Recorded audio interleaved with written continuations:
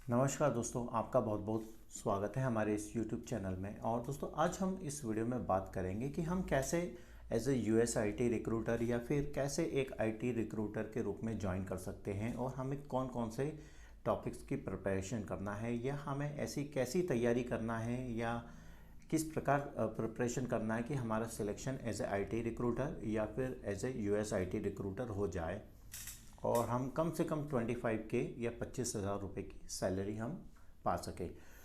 दोस्तों, सबसे पहले यदि आप एक फ्रेशर कैंडिडेट है, आपने ग्रेजुएशन अपना कंप्लीट किया है, चाहे वो किसी भी सब्जेक्ट में हो, चाहे आपने बैचलर डिग्री कॉमर्स में किया हो या आर्ट्स में किया हो या साइंस में किया हो या कोई प्रोफेशनल डिग्री आपने कंप्लीट की हो। दोस्तों, आपको यूएस आईटी रिक्रूटर या आईटी रिक्रूटर बनने के लिए सबसे पहले तो एक बैचलर डिग्री चाहिए। इसके अलावा आपको यूएस स्टाफिंग प्रोसेस का नॉलेज होना चाहिए और आपकी इंग्लिश कम्युनिकेशन स्किल्स अच्छी होनी चाहिए या फिर आपकी जो इंग्लिश कम्युनिकेशन स्किल्स है वो एवरेज होना चाहिए कि आप इंग्लिश में बातें कर सकें और उस इंग्लिश में आप किसी की बातें समझ सकें। दोस्तों, अगर हम यूएस स्टाफिंग प्रोसेस की बात करें तो आपको यूएस स्टाफिंग की अगर हम प्रोसेस की बात करें तो आपको रिक्रूटमेंट के बारे में पता होना चाहिए। आपको रिक्रूटमेंट की डेफिनेशन क्या हो सकती है उसके बारे में आपको पता होना चाहिए। एंड टू एंड रिक्रूटमेंट क्या होता है वो आपको पता होना चाहिए। आपको यूएस टैक्स टर्म्स के बारे में पता होना चाहिए, जैसे कि W2 किसे कहते हैं, कॉप टू कॉप किसे कहते हैं या C2C किसे कहते हैं, 1099 किसे कहते हैं। इसके अलावा आपको यूएस वीज़ाज़ के बारे में पता होना चाहिए कि यूएस में कौन कौन से वीज़ाज़ होते हैं, जैसे कि H1B वीज़ा क्या होता है, H4B वीज़ा क्या होता है, F1 वीज़ा क्या होता है, CPT वीज़ा क्या होता है, OPT वीज़ा क्या होता है, L1 वीज़ा क्या होता है, L2 वीज़ा क्या होता है, B1 वीज़ा क्या होता है, B2 वीज़ा क्या होता है, बिजनेस वीज़ा क्या होता है, ट्रैवल वीज़ा क्या होता है या टूरिस्ट वीज़ा क्या होता है, J1 वीज़ा क्या होता है, ग्रीन कार्ड क्या होता है और असाइलम वीज़ा क्या होता है, सिटीज़न क्या होते हैं। ठीक है। इसके अलावा इन सभी जो वीज़ाज़ हैं इनकी वैलिडिटी के बारे में आपको पता होना चाहिए। इसके अलावा आपको TN1 वीज़ा और TN2 वीज़ा के बारे में भी आपको पता होना चाहिए। आपको E3 वीज़ा के बारे में पता होना चाहिए कि E3 वीज़ा क्या होता है, E3 वीज़ा की वैलिडिटी क्या होती है। इसके अलावा आपको यूएस जियोग्राफी के बारे में पता होना चाहिए, कैसे जॉब डिस्क्रिप्शन हम समझ सकते हैं, किस प्रकार की रिक्वायरमेंट को पे हम काम करते हैं, कॉन्ट्रैक्ट रिक्वायरमेंट क्या होती है, कॉन्ट्रैक्ट टू हायर रिक्वायरमेंट क्या होती है, फुल टाइम रिक्वायरमेंट क्या होती है, वेंडर मैनेजमेंट सिस्टम क्या होता है, MSP क्या होता है, क्लाइंट क्या होते हैं, यूएस स्टाफिंग कंपनी क्या होता है। तो इनके बारे में आपको पता होना चाहिए और ये काफ़ी इजी है, इतना भी कोई डिफ़िकल्ट नहीं है कि आपको काफ़ी प्रॉब्लम आए। आप इजीली आप इनके बारे में जान सकते हैं। इसके अलावा दोस्तों, आपको कैसे आप जॉब डिस्क्रिप्शन समझ सकते हैं, कैसे बूलियन सर्च स्ट्रिंग बना सकते हैं। आपको बूलियन सर्च स्ट्रिंग के बारे में पता होना चाहिए, एंड क्या होता है और क्या होता है, नॉट का यूज़ कैसे करते हैं, कोटेशन मार्क का यूज़ कैसे करते हैं, एस्ट्रिक क्या होता है, ब्रैकेट क्या होता है या पैरेंथेसिस का यूज़ कैसे करते हैं। और अगर हम टेक्निकल मतलब अगर आप इतनी ही इन्फॉर्मेशन आपके पास हो तो आप एक यूएस आईटी रिक्रूटर आसानी से बन सकते हैं।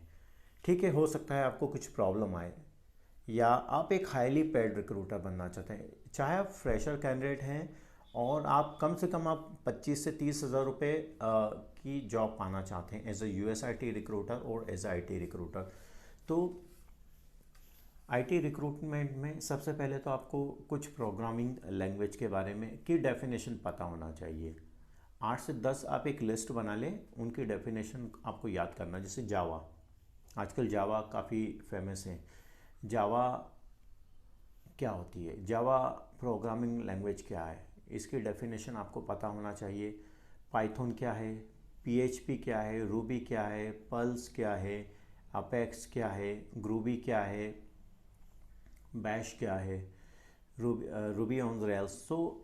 C# क्या है, HTML क्या है, XML क्या है, ठीक है।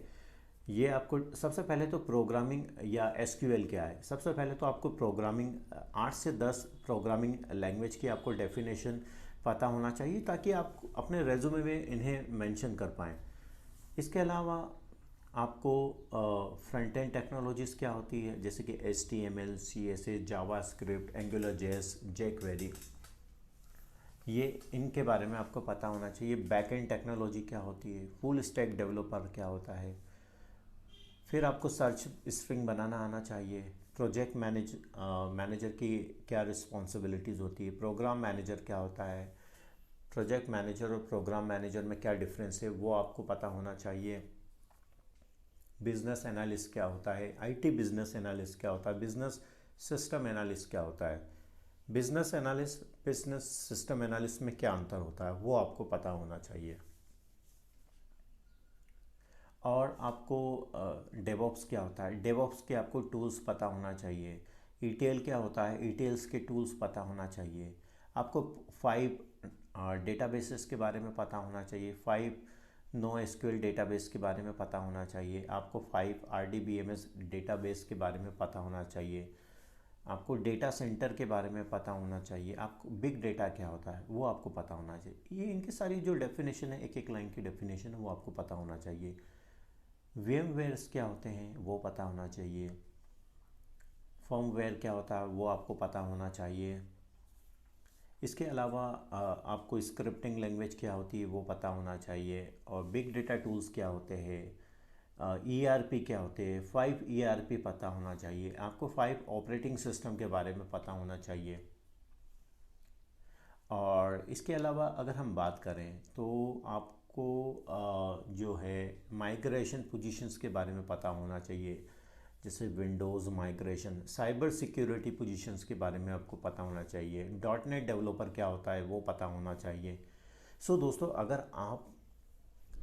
अगर इन सब के बारे में पता है, और मुश्किल से आपको 1 वीक या 2 वीक में आप इजीली ये प्रिपरेशन कर सकते हैं। अगर आपको कोई प्रॉब्लम आ रही है तो आप हमारा ट्रेनिंग सेशन ज्वाइन कर सकते हैं, जहां हम आपको ये ट्रेनिंग देने वाले हैं। तो आपको काफ़ी इजी हो जाएगा एज IT रिक्रूटर बनना। और अगर आपको इन सब चीज़ों का नॉलेज है, चाहे आप फ्रेशर कैंडिडेट हैं, तो भी आपको कम से कम 25,000 रुपये महीना आप सैलरी पा सकते हैं।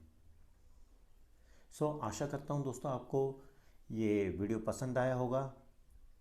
यदि आपको ये वीडियो पसंद आया हो तो please subscribe my channel, like and comment. अभी के लिए बस इतना ही, एंड थैंक्स फॉर वॉचिंग।